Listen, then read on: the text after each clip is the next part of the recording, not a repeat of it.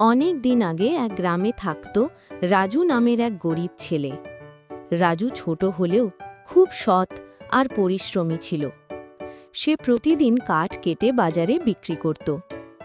একদিন জঙ্গলে কাঠ কাটতে গিয়ে হঠাৎ তার কুঠারটা নদীতে পড়ে গেল। রাজু কাঁদতে লাগল, কারণ ওই কুঠার ছাড়া তার সংসার চলবে না। তখন নদীর দেবী জলে থেকে উঠে এসে বললেন, কেন কাঁদছ রাজু? রাজু সব কথা খুলে বলল। দেবী প্রথমে এক সোনার কুঠার দেখালেন, জিজ্ঞেস করলেন, এটা কি তার? রাজু মাথা নেড়ে বলল, না মা, এটা আমার না। তারপর দেবীর উপর কুঠার দেখালেন। রাজু বলল, না মা, এটাও আমার না।